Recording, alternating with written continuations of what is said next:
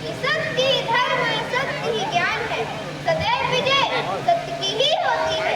सत्य में विजय के अश्वमेध किसी भी बड़ा का कार्य है। सदैव सत्य बोलना, सत्य से ही पृथ्वी में धारण करने की भूमिका है। ईश्वर भी उसी के हृदय में निवास करते हैं जिसके हृदय में सदैव सत्य का निवास होता है। इसीलिए कहा भी गया है, सांच बराबर तप नहीं, झूठ बराबर पाप। जाके हृदय सांच है, जाके हृदय। आपकी बात तो 100% सत्य है, किंतु धरती लोक में क्या कोई ऐसा है जो सदैव इस सत्य धर्म का पालन करता हो और कभी किसी परिस्थिति में सत्य का मार्ग ना छोड़े?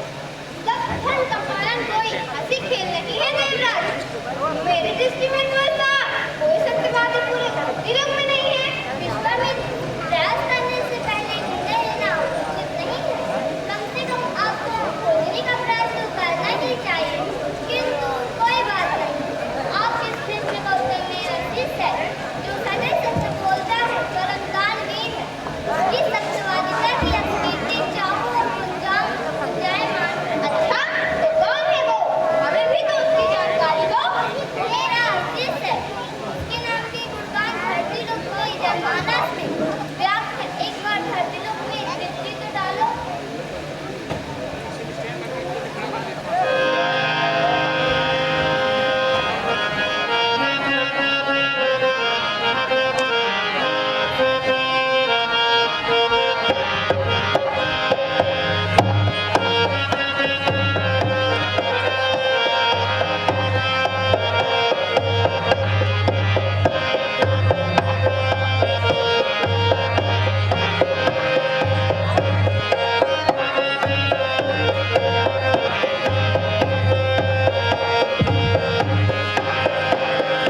राजा हरिश्चंद्र है सत्यवादी, सत्य के राह चले हो मां। राजा हरिश्चंद्र है सत्यवादी, सत्य के राह चले हो मां। भैया सत्य के राह चले हो मां, भैया सत्य के राह चले हो मां। वशिष्ठ, हरिश्चंद्र तुम्हारा शिष्य है, इसलिए वो तुम्हें प्रिय लगता है, जो कि स्वाभाविक है। किंतु सबसे बड़ा बलवान समय होता है। अभी वो राजा है, सुख के दिन है, लेकिन समय बदलता है। बड़े से बड़ा सत्यवादी सत्य धर्म का पालन नहीं कर पाता। पांचों उंगलियां बराबर नहीं होती विश्वामित्र। हरिश्चंद्र सबसे अलग है। किसी भी परिस्थिति में अपना वचन नहीं तोड़ सकता, ना ही सत्य का मार्ग छोड़ सकता। वशिष्ठ, अपने शिष्य की इतनी भी झूठी प्रशंसा ना करो। तुम्हारे हरिश्चंद्र को सत्य के मार्ग से मैं डिगाऊंगा। एक बार नहीं, बार बार झूठ बुलवाऊंगा। और हाँ, यदि ऋषि वशिष्ठ हार गए तो स्वयं को ब्राह्मण कहना छोड़ देंगे। मुझे स्वीकार। और विश्वामित्र एक तो कभी हारेगा नहीं। यदि कभी हारा तो अपने तपोबल से हरिश्चंद्र को स्वर्ग दिलाऊंगा। अपनी तमाम शक्तियां और सिद्धियां हरिश्चंद्र को दूंगा और यहाँ तक कि संतुलित का इंद्रासन भी दिलाऊंगा। ये मेरा वचन है। डोल उठा सिंहासन इंद्र का, मच गया हाहाकार, मच गया हाहाकार। डोल उठा सिंहासन इंद्र का, मच गया हाहाकार। विश्वामित्र और वशिष्ठ में मच गई चीख पुकार, डोल उठा सिंहासन इंद्र का, मच गया हाहाकार। विश्वामित्र और वशिष्ठ में मच गई चीख पुकार, मच गई चीख पुकार, मच गई चीख पुकार।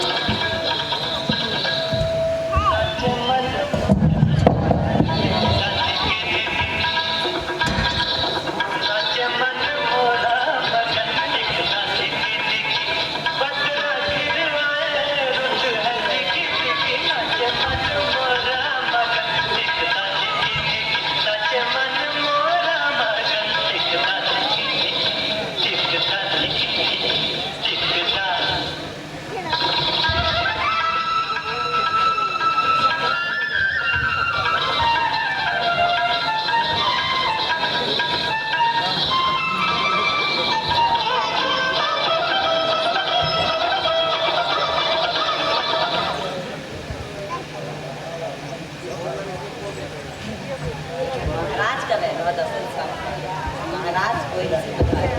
अरे तूने बाहर क्यों रोक कर रखा?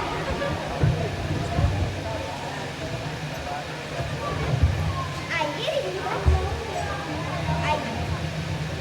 आसन है। कैसे पधारना हुआ ऋषिवर? एक विशेष देश की मूर्ति की अभिलाषा लेकर यहाँ आया हूँ राजन। आपकी अभिलाषा अवश्य पूर्ण होगी ऋषिवर। बस आप आगे देश बड़ा है राजन, संकल्प लो कि हमारे देश की पूर्ति होगी। मैं संकल्प लेता हूँ ऋषिवर कि आपके आदेश का मैं तन मन धन से पालन करूँ। धर्मस्य मूलः अर्थम, धर्म का मूल अर्थ है राजन। धार्मिक अनुष्ठान एवं यज्ञ हेतु हमें 1 लाख स्वर्ण मुद्राओं की आवश्यकता है। दे सकोगे?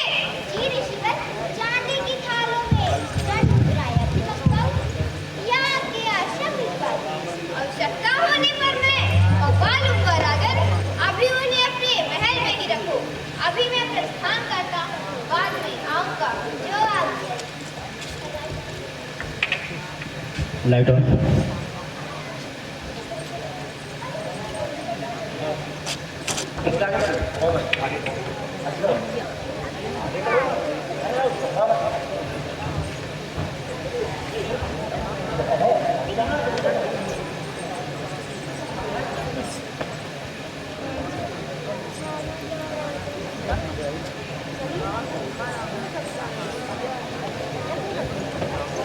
Light on.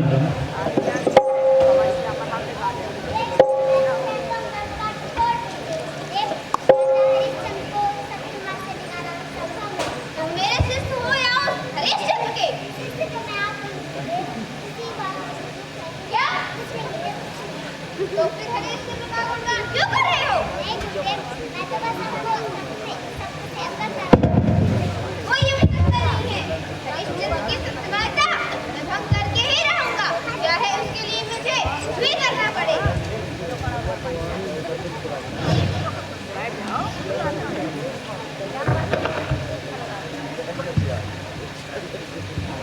जाओ और हरिश्चंद्र के राज में ध्वंस कर दो। बाग बगीचे उजाड़ डालो और प्रजा को परेशान कर डालो।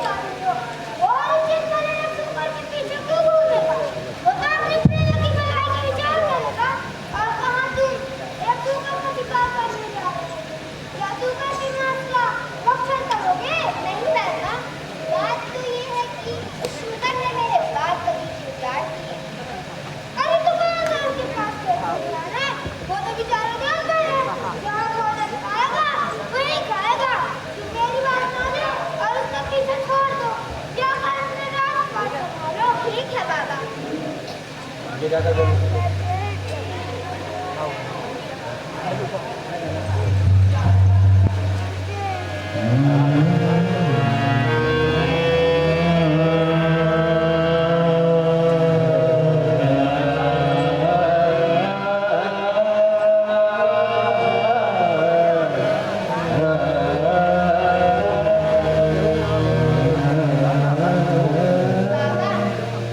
कितना दुख भरा है आपकी स्थिति। तुम तो जीवन का हिस्सा है बेटा। क्या तुम वही हरिश्चंद्र हो जो परम दानवीर और सत्यवादी है? हाँ, मैं वही हरिश्चंद्र हूँ। ये सब तो ईश्वर और पूर्वजों की कृपा से संभव हो पाता है। मैं तो निमित्त मात्र हूँ। बताइए, मैं आपकी क्या सेवा कर सकता हूँ? बेटा, मेरी एक बेटी है जो विवाह है, किंतु उसका विवाह नहीं हो पा रहा। क्या कारण है बाबा? बेटा, विवाह के लिए कोई 10 लाख मुद्रा लगता है तो कोई एक करोड़। अलग-अलग मैं कैसे गति कर पाऊंगा? आप मेरे राजमहल में चलिए, वहाँ आपको जितना भी धन चाहिए ले लीजिए। क्या तुम सचमुच देख पाओगे? मुझे विश्वास नहीं हो पा रहा। हरिश्चंद्र के शरीर से प्राण ही क्यों न चले जाए, पर वचन खाली नहीं जाएंगे। बेटा, पृथ्वी न कर, यहाँ बातें तो समझ ही जाती हैं, किंतु जब तक सच न हो जाए तब तक विश्वास नहीं आता। क्योंकि दूध का जला दही भी फूंक होता है। यदि तुम अपना दांत ऊपर दे सको तो बताओ। यहाँ तो मेरे पास देने के लिए कुछ भी नहीं, किंतु किंतु क्या बेटा? मैं यहाँ संकल्प अवश्य ले सकता हूँ। ठीक है, संकल्प ले लो। हे भगवान, आप अपनी अभिलाषा करें। मैं उसे देने के लिए तत्पर हूँ तथा प्रतिज्ञा करता हूँ कि आपकी कठिन से कठिन बात को पूर्ण करूँ। आपको स्वर्ण, रत्न, पुत्र, खत्री, देह, प्राण, राज, ग्राम, धन, जिसकी इच्छा हो तो बतलाइए। राजन, जो देंगे मैंने वही ग्रहण कर लिया, किंतु संकल्प बढ़ाने की दक्षिणा तो देनी ही हो। बिना दक्षिणा के संकल्प नहीं बढ़ा जाता। दक्षिणा के लिए आपकी जो इच्छा हो तो आज्ञा करें। समस्त नगर, ग्राम, पर्वत आदि पृथ्वी रत्न आदि सहित राजकोष आदि तुम्हारे सभी बच्चे बिना बच्चे पूछे तथा अपने शरीर के अंदाज के अनुसार तुम्हारे सभी सेवक आत्मा तुम्हारे पास जो कुछ भी है सब कुछ मुझे दे। आज्ञा महाराज, ऐसा ही हो। तुमने पृथ्वी और राज्य के अनुसार सब मुझे अर्पण कर दिया है। ये राज्य करने का संकल्प मुझे रहेगा। हे ब्राह्मण देवता, जब से यह वसुंधरा मैंने आपको सौंपी है, तभी से आप इसके स्वामी फिर आप प्रभु का प्रश्न क्या करते हैं?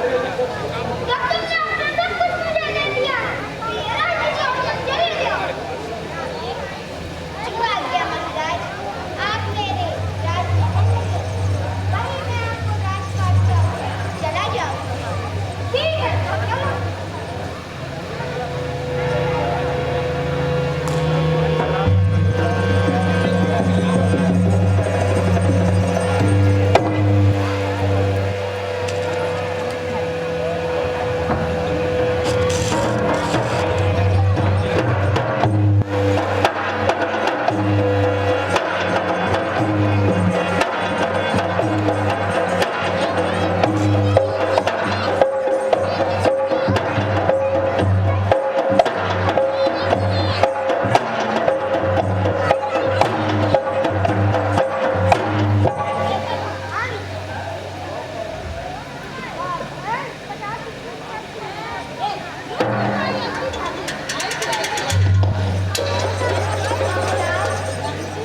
आपके राज आपका है।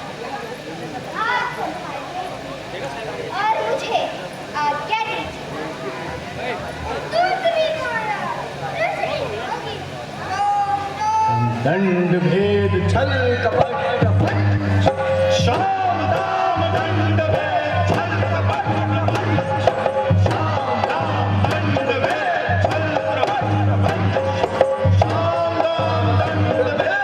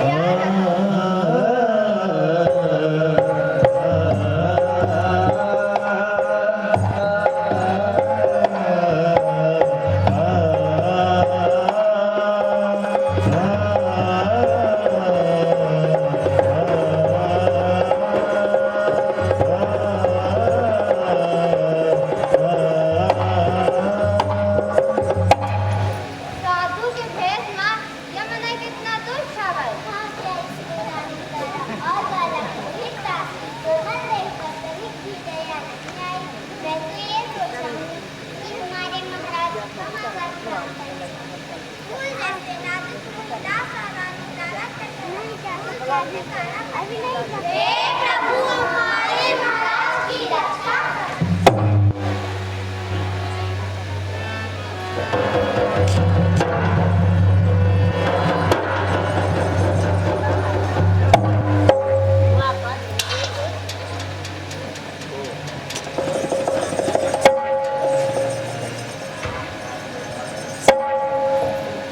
अपने पुत्र और पत्नी को इस अवस्था में देखकर हरिश्चंद्र की आंखों में आंसू आ गए। चारों ओर जंगल ही जंगल था। जंगल में तो दिन के समय भी आने में डर लगता था, अब तो भला रात में और चलाना जी का। और ऐसे अवस्था में हरिश्चंद्र का अपनी तलवार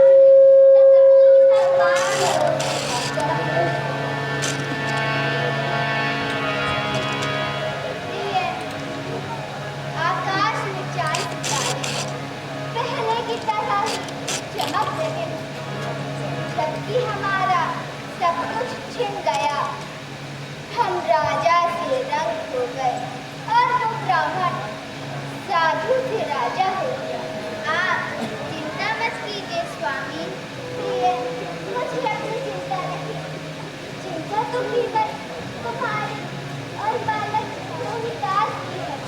तुम दोनों मेरे महलों से निकलकर इस वन में रहने को विवश हो गए। इसका दोषी तो मैं ही हूँ। नहीं प्राणनाथ, आप दोषी कैसे हो सकते हैं? आप तो सत्यवादी हैं और सत्यवादी मनुष्य ईश्वर को इसीलिए होते हैं। किंतु तारा, जब मैं अपने अबोध पुत्र को भिक्षा मांग कर भोजन ग्रहण करते देखता हूँ तो मेरा कलेजा कांप उठता है। जैसे हमने सुख के बाद दुख देखा है, तो अब वो दिन भी दूर नहीं जब दुख के बादल छट जाए। क्या ये संभव हो सकता है तारा? स्वामी, जिस प्रकार पत्थर की सारी उदासियां बहारों के आते ही खुशी में बदल जाती हैं, प्रभु देखिए पूरी दुनिया को शक्ति देने वाले सूर्य देव का उदय हो रहा है। एक दिन हमारी पुत्रों का भी व्रत ऐसे ही उदेगा। आदिदेव नमस्तु। पृथ्वी को प्रकाश देते आप कभी नहीं बदले, किंतु आपके बनाए गए मनुष्य कितना जल्द ही बदल जाते। जिन साधुओं को कभी लोभ मोह में नहीं देखा, वो आज लोभी हो गए। हे प्रभु, कोई तो मार्ग दिखाइए। हरिश्चंद्र ने एक मास का समय मांगा था, आज वो समय पूरा हो गया। हे ब्राह्मण देवता, एक मास का समय संध्या तक पूर्ण होगा। कृपया संध्या तक का समय देने की कृपा करें। एक मास का समय बीत गया और अभी तक तुम कुछ भी धन एकत्रित नहीं कर पाए। आज संध्या तक कैसे दे पाओगे?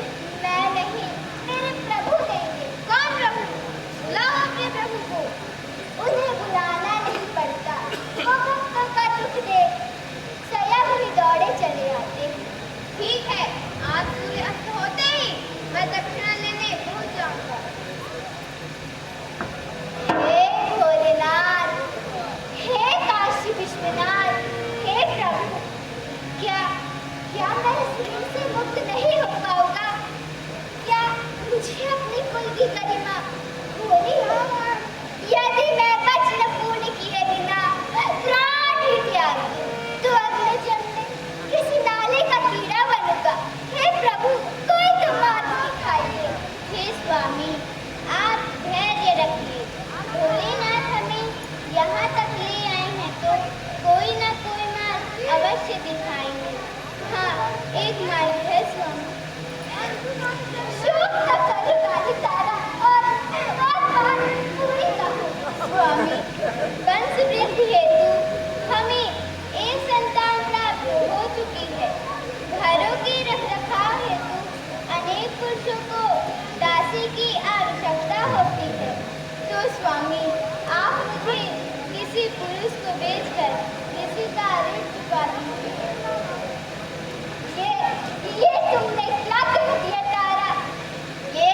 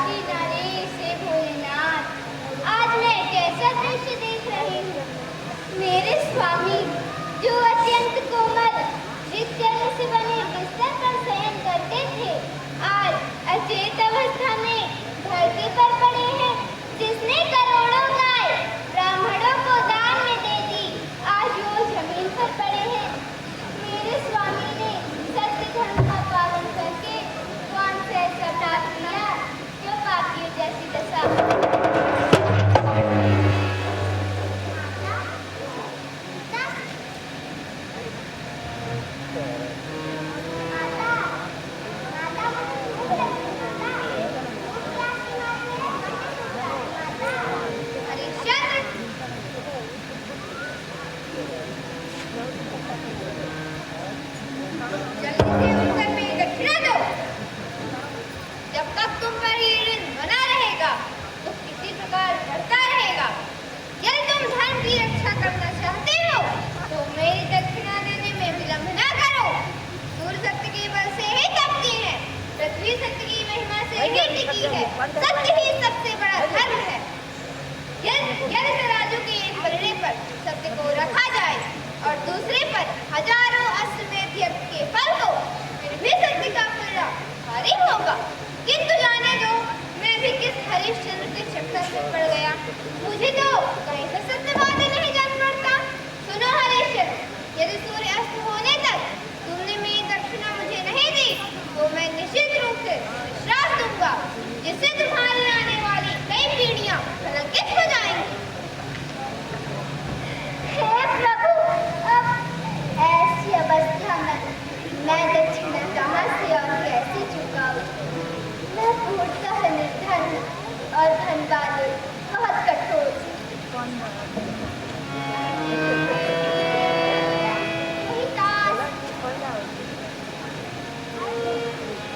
तारा, हे नागरिकों, भद्रजनों, आप जानते हैं मैं कौन हूँ। मैं एक पापी हूँ, अत्याचारी हूँ, मनुष्य नहीं, राक्षस हूँ मैं, राक्षस। अपनी प्राण प्यारी पत्नी को बेचने से पहले मेरे प्राण नहीं निकलते। प्राणों से प्यारी पत्नी को खरीदना चाहो तो खरीद लो। है कोई जो मेरी पत्नी को खरीदना चाहता हो? मेरी पत्नी बिकने के लिए तैयार है। बेच रहा हूँ अरे भामिनी को बेच रहा हूँ, अरे भामिनी को मुझे ना कोई नीच कहा, मुझे सा कोई नीच कहा। प्राणों से प्यारी पत्नी है मेरी, प्राणों से प्यारी पत्नी है मेरी। ले जाओ सुख चैन मेरा, ले जाओ सुख चैन मेरा। बेच रहा हूँ अरे भामिनी को, बेच रहा हूँ अरे भामिनी को। अभी तक कोई नहीं आया। लगता है मैं अपना वचन पूर्ण नहीं कर पाऊंगा। क्या मेरे कारण मेरा कुल कलंकित हो जाएगा? मेरी पत्नी कोई भी काम कर लेगी, चाहे दासी बनाकर रखो, चाहे कोई भी काम करवाओ। कोई तो खरीद लो भगवान मेरी पत्नी को। कोई है जो मेरी पत्नी को खरीदना चाहता हो? मुझे एक दासी की आवश्यकता है। क्या मोल है तुम्हारी स्त्री का? हे प्रभु, ये कैसी विडंबना! प्राणों से प्यारी पत्नी का मूल्य कैसे निर्धारित करूं? भगवान, मुझे 1,00,000 स्वर्ण मुद्राओं की आवश्यकता। आप मुझे 50,000 मुद्राएं दीजिए और 50,000 मैं स्वयं को बेचकर इस ऋण से मुक्त हो जाऊंगा। मैं तुम्हारी पत्नी खरीदने के लिए तैयार हूँ, किंतु मैं इसका 40,000 मुद्राएं नहीं दे पाऊंगा। तुम स्वीकार हो तो बोलो, अलग हो जाएगा। आप ले जाइए। जब ईश्वर ने इतना धन दिया तो बाकी के भी धन का किसी न किसी तरह प्रबंध हो ही जाएगा।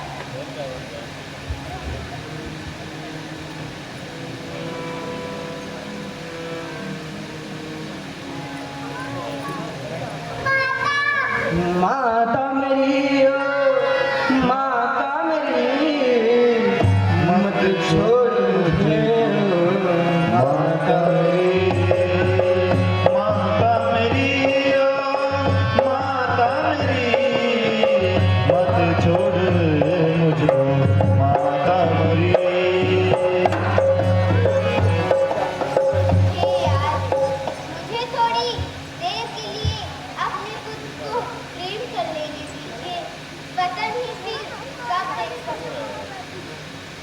पुत्र हुई दास। अब मैं तुम्हारी माता नहीं, किसी की दासी हूँ। अब मत छूना मुझको, अब मत छूना। माता,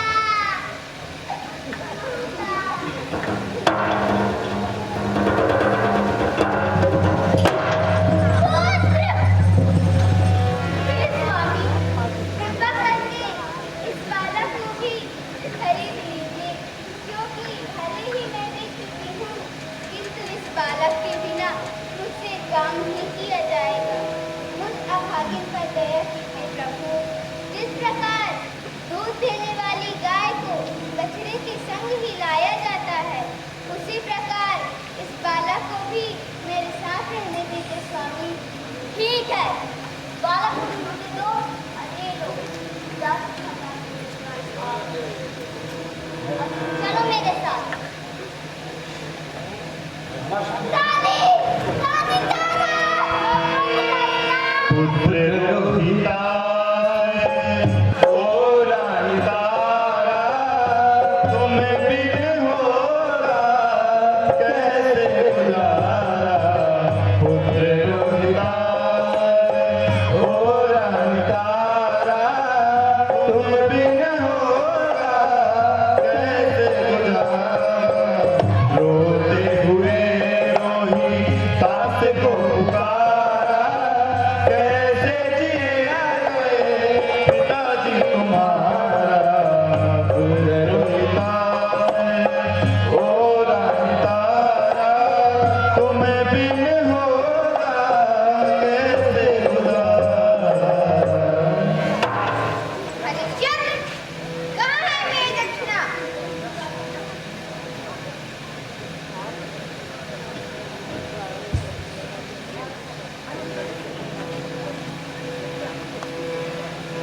ये दक्षिणा तो अधूरी है। हे ब्राह्मण देवता, मैंने अपने पत्नीयाद पुत्र को बेच दिया। उससे जो भी धन मिला आपको समर्पित कर दिया। भक्तन, मुझे थोड़ा समय और दे दीजिए।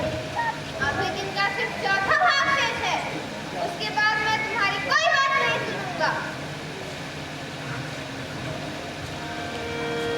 अब बची हुई 50,000 मुद्राओं के लिए मुझे स्वयं को बेचना होगा। लेकिन कौन खरीदेगा मुझे 50,000 मुद्राएं देकर? है कोई जिसे सेवा की आवश्यकता हो? मैं बिकने के लिए तैयार हूँ। सूर्यास्त से पहले ही मुझे खरीद लो। है कोई जिसे सेवा की आवश्यकता हो भगवान? मैं बिकने के लिए तैयार हूँ।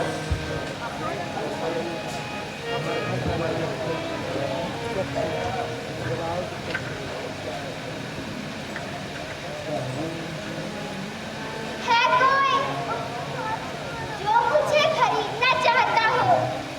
मैं बिकने के लिए तैयार हूँ।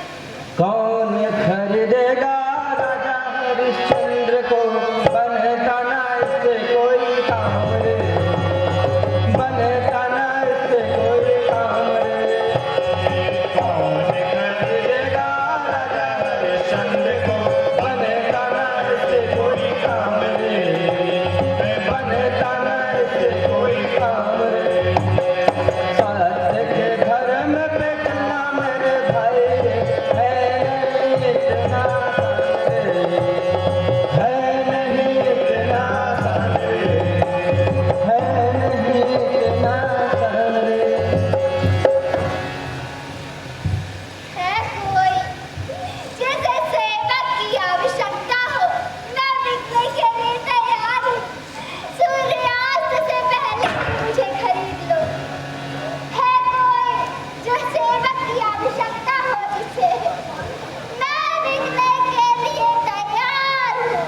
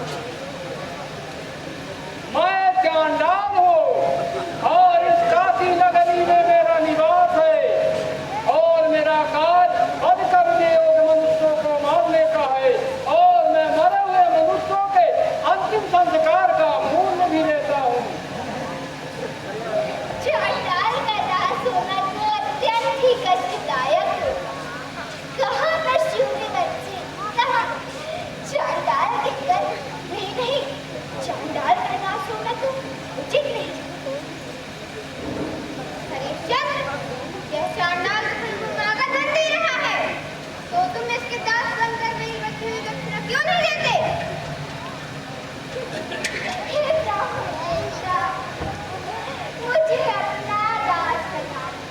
आप जो आज्ञा दें, मैं वही कर सकूँ। सदैव आपके अनुसार ही कार्य करूँगा। मैं इस समय अत्यंत भयभीत एवं व्याकुल हूँ। चांडाल का दास होना तो अत्यंत ही कष्टदायक होगा प्रभु। मेरे दास बनना चाहते? जी महाराज, किंतु मैं तुम्हें अपना दास नहीं बनाना चाहता। अब तुम्हारे सामने सिर्फ एक ही रास्ता है। मैं तो इस चांडाल के हाथों बेचकर बची हुई मेरी दक्षिणा मुझे दो।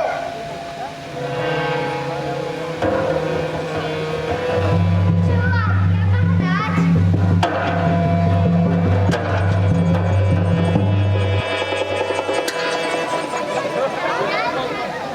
लेकिन वहाँ उनका मन नहीं लगता था।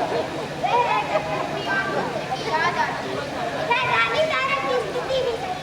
एक पति कहता है कि अपने प्राण दे दे, किंतु बस पिता का कभी नहीं जाएगा। किंतु रानी तारा ने सिर्फ अपने पति का सत्य बचाने के लिए वो त्याग किया। दास ऐसा कुछ है जो कहता था।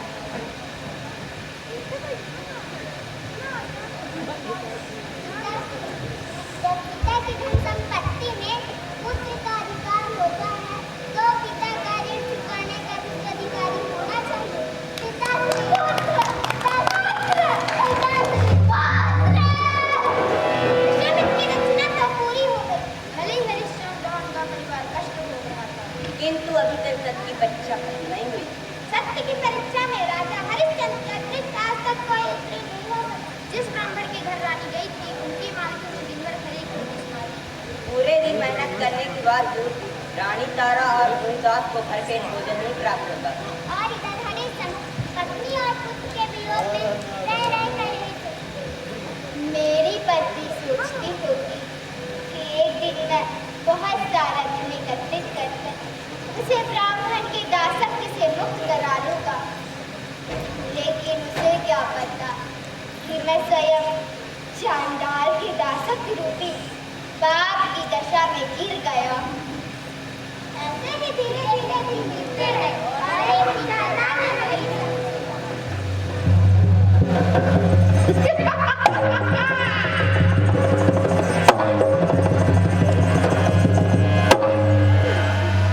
सुनो हरिश्चंद्र, यहाँ के जो दक्षिण दिशा में शमशान है, उस शमशान का मृतों के आने जाने का हिसाब तुम्हें रखना होगा। और हाँ, उन मृतों के परिजनों से जो धन की प्राप्ति होगी, उस धन में से छठा भाग राजा का, 3 भाग मेरे लिए और 2 भाग तुम स्वयं के लिए रखना। और एक बात मेरी ध्यान से सुन लेना, किसी का भी अंतिम संस्कार बिना मूल्य का नहीं होना चाहिए। जो आज्ञा। शमशान में हमेशा ही चीख पुकार मची रहती है।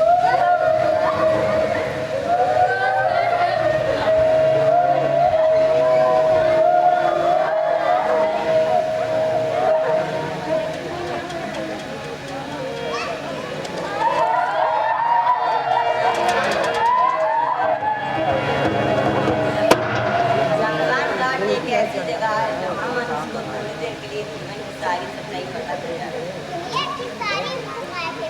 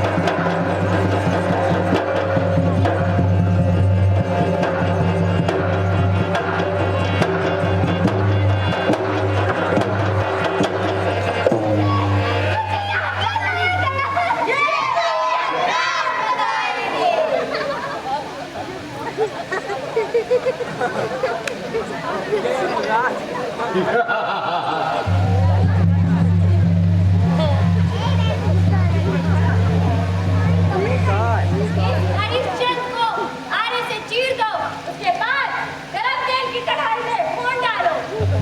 लेकिन ऐसा कौन सा काम किया? क्या शक्ति घर में चलने का यही नहीं मिलेगा? हरिश्चंद्र, ये तुम्हारे इस जन्म का नहीं, पिछले जन्मों का फल है। पिछले जन्म में तुम चांडाल के पुत्र थे और एक ज्ञानी ब्राह्मण पुत्र के सबका अंतिम संस्कार का मूल न होने पर तुमने उसके पिता का तिरस्कार किया था और भी कई पाप किए थे तुमने हरिश्चंद्र। जम्बू तो इसे सच्चाई बताओ। हरिश्चंद्र, दान के फल से कोई नहीं बच सका, सबको कर्म का फल मिलता रहेगा। तुमने हमारे घर में कई पाप किए हैं, इसका दंड तुम्हें मिलता रहेगा। अभी तो तुम्हें कई लाखों का दंड भोगना पड़ेगा। ब्रज महापिंड, उर्धाव, कालसूत्र, जैसे डरपों का दंड भोगना पड़ेगा। हरिश्चंद्र, अभी तक तुम कई जन्म ले चुके हो और सारे जन्म कर्म के अनुसार ये मिले हैं। कभी तुम गधे की योनि में थे, तो कभी कीड़े की योनि में थे, तो कभी विष्ठा खाने वाले कुत्ते की योनि में थे। इसी तरह 1000 वर्षों तक अनेक जन्म लेने के बाद जब तुम्हारे बुरे कर्मों का फल खत्म होगा, तब कहीं जाकर तुम्हें सुख की प्राप्ति होगी। यमदूतो, सामने बैठी जनता को समझा दो कर्मों के फल के बारे में। आप सुनते होंगे, गंगा स्नान से आपके सारे पाप धुल जाएंगे। लेकिन आपके भूल जाते हैं, बारिश होने पर वही पाप आपके ऊपर आता है। यत्कृतं स्यात् शुभं कर्म पापं वा यद्वाश्नुते तस्मात् शुभानि कर्माणि कुर्याद् वा बुद्धिकर्भिः। जो भी कर्म करता है, उसका धर्म से भोगना ही पड़ता है। इसलिए सभी मनुष्यों को बुद्धि, मन तथा शरीर से सदैव अच्छे कर्म करना चाहिए। आपके कर्म आपको दंड देगा ही नहीं, ये परम सत्य है। आप चाहे कितने भी कर्म कांड करवाएं, पूजा पाठ करें, हवन कीर्तन करें, लेकिन कर्म के दंड से नहीं बच सकते। स्वयं भगवान को भी कर्मों का दंड भोगना पड़ा, फिर आप तो साधारण मनुष्य हैं। दशरथ को पुत्रियों, श्री राम को वनवास और रावण की राक्षसों में गिनती, इस तरह का एक ही अश्वमेव भोक्तव्यं कर्म कृतं शुभाशुभं यो यद्वपति बीजं लभते हि तादृशं फलम्। मनुष्य ही कर्म करता है, उसका दंड से नहीं पड़ता है। इसीलिए सभी मनुष्यों को बुद्धि, मन तथा शरीर से सदैव अच्छे इस प्रकार एक किसान जिस फसल का बीज बोता है, वही बीज फसल के रूप में काटता है। इसीलिए कहा गया है, कोई पेड़ बबूल का तो आम कहाँ से खाए? ओए पेड़ बबूल का तो आम कहाँ से खाए? ओए पेड़ बबूल का तो आम कहाँ से खाए? जैसे कर्म हो जाके जैसे कर्म हो वैसा फल पाए। कोई पेड़ बबूल का तो आम कहाँ से खाए? कोई पेड़ बबूल का तो आम कहाँ से खाए? कोई पेड़ बबूल का तो आम कहाँ से खाए? यमदूतो, इसे फेंक दो धरती लोक में।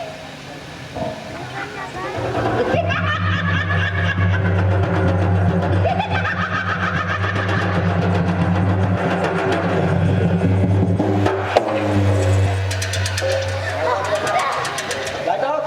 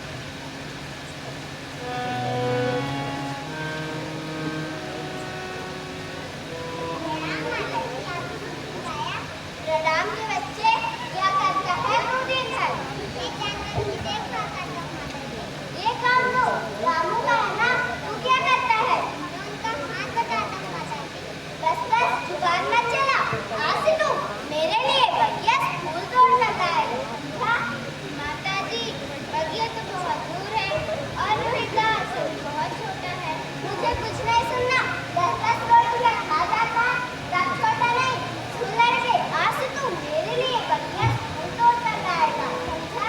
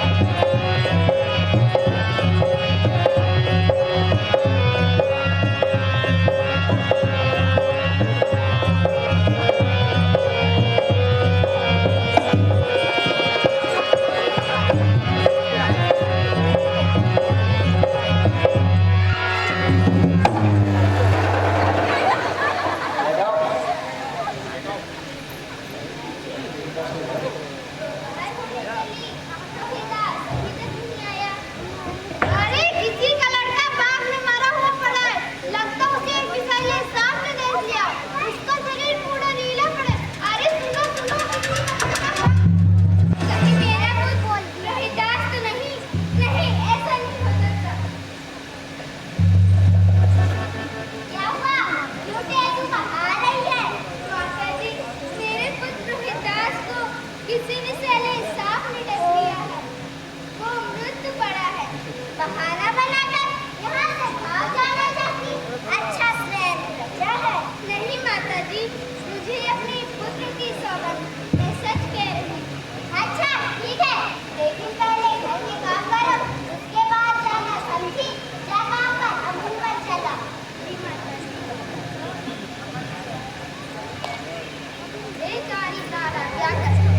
उसका मन दहाड़ मार मार कर रोने का कर पाएगा, पर बेचारी मजबूर है।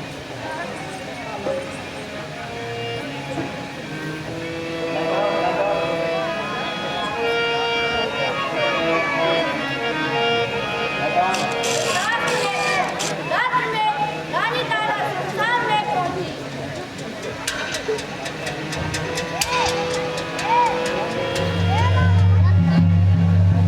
पुत्र रोहिदास, मेरा फूल जैसा सुकुमार रोहिदास, आज मृत्यु पड़ा है। पुत्र रोहिदास, रोहिदास, ये तो मेरे पुत्र का नाम है। कहीं मेरा पुत्र तो नहीं? नहीं नहीं, ऐसा नहीं हो सकता। कौन हो देवी तुम? रानी तारा?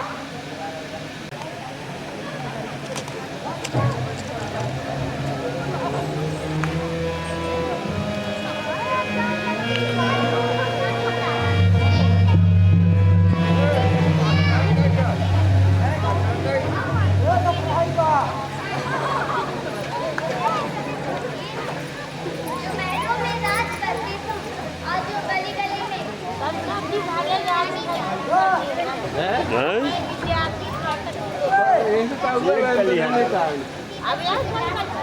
बहुत टाइम लगे।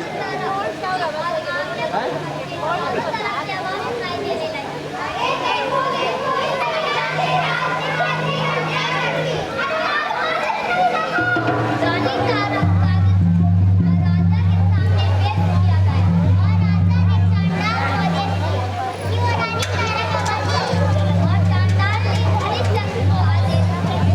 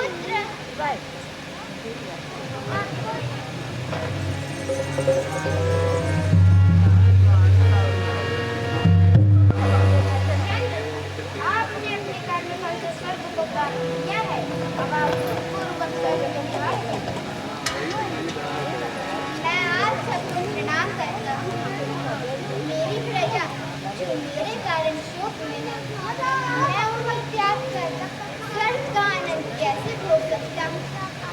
यदि मेरे जो पाप ब्रह्म हत्या गौ हत्या कहीं पाप जो का त्याग करने पर ही लगता है। यदि मेरे साथ उन्हें भी स्वर्ग मिले तो बहुत बड़ी कृपा करो। किंतु हरिश्चंद्र, उन सबने तो अलग अलग कर्म किए, सबको स्वर्ग देना संभव नहीं। मैंने जितने भी पुण्य के कार्य किए उनमें से एक दिन के लिए सबको स्वर्ग मिले तो बहुत महान कृपा होगी प्रभु।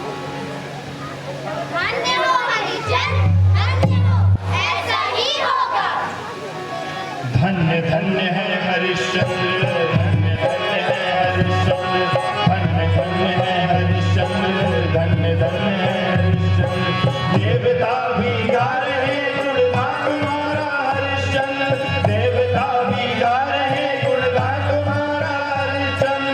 धन्य धन्य रानी तारा रोहितास भी धन्य धन्य, धन्य धन्य रानी तारा रोहितास भी धन्य धन्य, धन्य धन्य है हरिश्चंद्र, धन्य धन्य है हरिश्चंद्र, धन्य धन्य है हरिश्चंद्र, धन्य धन्य है हरिश्चंद्र, धन्य धन्य है हरिश्चंद्र, धन्य धन्य है हरिश्चंद्र, धन्य धन्य है हरिश्चंद्र, धन्य धन्य है हरिश्चंद्र। बोलो सत्यवादी हरिश्चंद्र महाराज की।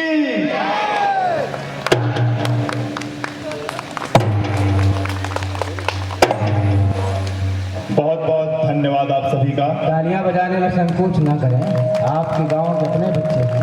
ये बहुत बड़ी बात है कि एक छोटे से गांव के इतने छोटे छोटे बच्चे जिन्होंने इतनी शानदार प्रस्तुति दी, उनके लिए प्लीज जोरदार तालियां बजाइए। ये आपके गांव के ही बच्चे हैं और मैं अब बुलाना चाहूंगा, इन बच्चों ने ही बनाया है।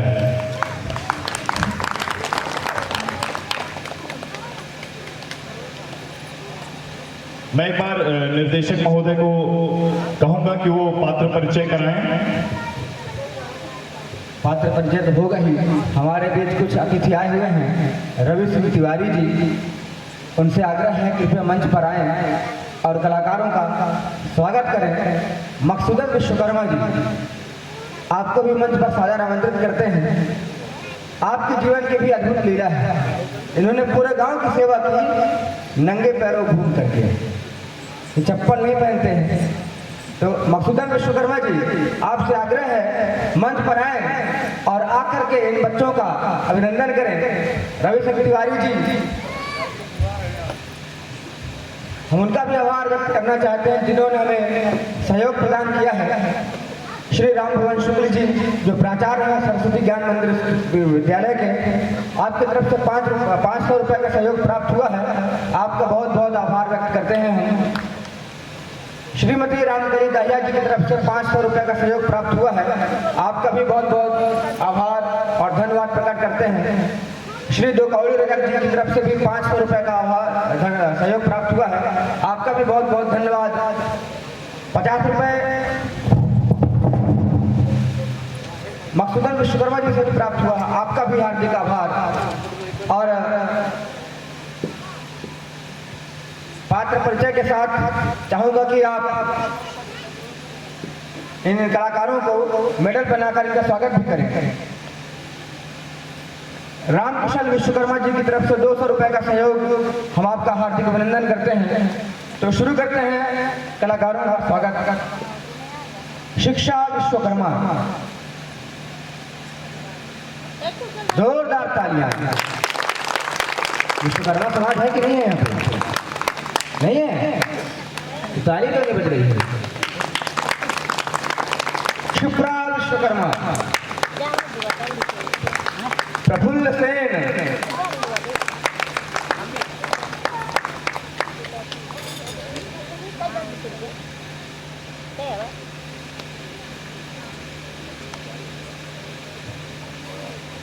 प्रसिद्ध रंगकर्मी और संगीतकार आकार कुशवाहा जी जो सतना से आए हुए हैं, उनको भी हम मंच पर आमंत्रित करते हैं कि कलाकारों का स्वागत करें। अखंड चौरसिया जी जो झुन्ना से आते हैं, डेली आते हैं। विवेक राठौर जी मंच पर आए और एक एक करके कलाकारों का अभिनंदन करें। अंजलि विश्वकर्मा,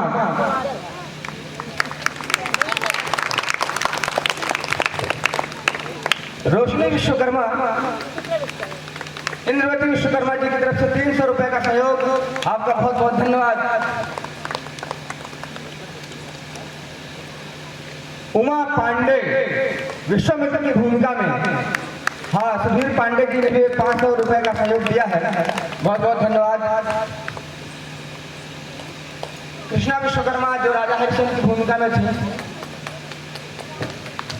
उनके पीछे हैं यमराज की भूमिका में, क्या नाम है, शालिनी रजक, नाम भूल गया मुझे। छोटी सी कलाकार मानसी रजक, रानी तारा की भूमिका में मानसी पांडे, उनके बाद है महिमा दुबे।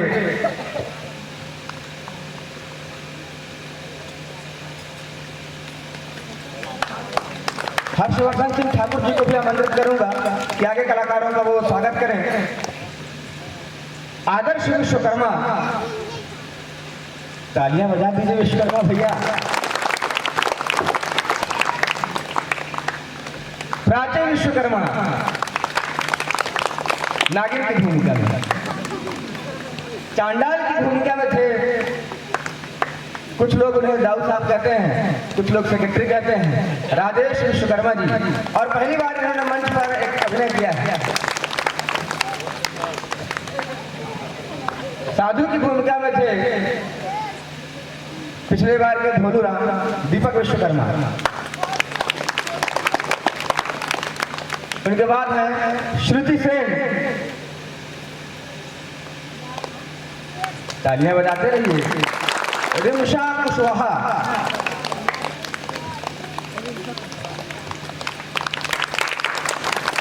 इस लड़के का मुझे नाम भूल गया। उमंग रजक,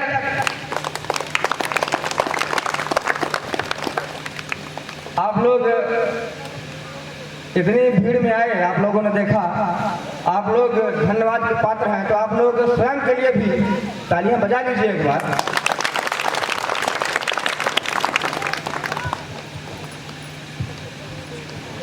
अब मैं इस नाटक के बोलो। बहुत बहुत धन्यवाद आप सभी को जो आपने इतना प्यार दिया इन रंगमंच कर्मियों का। मैं समझ सकता हूँ कि बच्चों को किसी भी चीज़ की तालीम देना सरल भी है और कठिन भी है। सरल है क्योंकि ये खाली स्लेट है, इनको जैसे जो समझाएंगे वो उसी हिसाब से उसी आकार में होंगे। तो आदरणीय दहिया जी को, अजय दहिया जी को बहुत बहुत साधुवाद देता हूँ, धन्यवाद देता हूँ कि उन्होंने प्रकल्पुर की धरती पे इतना बड़ा आयोजन किया और सफल तरीके से किया।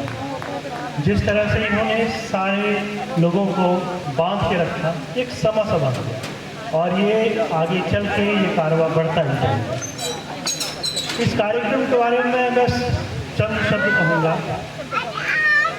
यहाँ पे जिस तरह से सुविधाएं हैं उसी में ही आपने इतना बेहतर तरीके से दिल्ली से लेके आए सहयोग के लिए, भोपाल से लेके आए, आप इंदौर से लेके आए, तो अलग अलग जगह से ले आके यहाँ पे जो माला की गुड़िया है उसको ला के यहाँ पे पिरो के आपने एक आकार दिया, उसके लिए आपको बहुत बहुत धन्यवाद कहता हूँ। और हम सबको इस चीज़ से प्रेरणा नहीं चाहिए, आपके जो निरंतर प्रयास, हम समझ रहे हैं कि कितना आपने प्रयास किया होगा, उसकी वजह से आज ये साकार रूप मिला है। तो बहुत बहुत धन्यवाद मुझे मंच देने के लिए, अपनी बातों को रखने के लिए। धन्यवाद। नमस्कार, मैं बताना चाहूँगा कि मैं अजय के साथ बहुत टाइम से जुड़ा हूँ। हम लोग भोपाल में थे, तो भोपाल में भी थिएटर की पढ़ाई की उसने, और नाटक मंचन किया। मैं वहाँ पे फिल्म मेकिंग की पढ़ाई करता था। फिर हम लोग मुंबई में भी गए, मुंबई में हम लोग फिल्म इंडस्ट्री में काफ़ी काम किया है, और हम लोग मुंबई में काम करके आए हैं। एक मुंबई में काम किए हुए लोग और गांव के अंदर आके इतनी अच्छी प्रस्तुति करना एकदम अपोजिट है, क्योंकि वहाँ पे मेट्रो सिटी है और एक गाँव के अंदर, और उन बच्चों को तैयार करके इतना अच्छा भविष्य उनका गढ़ रहे हैं। आज उनका व्यक्तित्व विकास बहुत अच्छे से हो रहा है। तो इस काम के लिए मैं अजय को बहुत ही साधुवाद देना चाहूँगा कि वो अपने गांव, अपने समाज का भी ध्यान रख रहा है, क्योंकि बहुत सारे लोग होते हैं कि फिल्म इंडस्ट्री में जाने के बाद भूल जाते हैं तो उनका क्या समाज है, उनका क्या गांव है, होम टाउन क्या है। लेकिन उसने अपने गांव को चुना, क्योंकि बहुत सारे लोग हैं कि अपने गांव को नहीं चुनते, वो सारों को चुनते हैं, भोपाल को चुनेंगे, जबलपुर को चुनेंगे, रीवा को चुनेंगे। लेकिन उसने अपना कार्यक्षेत्र, अपना गाँव बनाया और अपने गाँव में इतना अच्छा कार्य किया और इतने छोटे छोटे प्यारे बच्चों को इतना अच्छा नाटक सिखाया, और वो भी सत्य के प्रति। तो ये सब चीज़ें कहीं ना कहीं उसके लिए बहुत ही कह सकते हैं कि ग्रेटिट्यूड के भाव है अपने गांव के प्रति। तो मेरा एक आप लोग से बस इतना ही सहयोग हो रहेगा कि आप लोग भी उसका सहयोग करिए, क्योंकि वो अपना कार्य क्षेत्र छोड़ के आप लोगों के गाँव में आके काम कर रहा है। और हम लोग भी बाहर बाहर जाके उसको सहयोग इसलिए कर रहे हैं कि उसने कुछ बीड़ा उठाया है कि उस गाँव में कुछ अलग चला है, उसने नाम भी रखा है उजियारा। तो ऐसा उजियारा फैलता जाए और ये उजियारा यहीं पे रुके ना, यही फैलते फैलते पूरे देश में फैले, यही हमारी सबकी आशा है। बहुत बहुत धन्यवाद।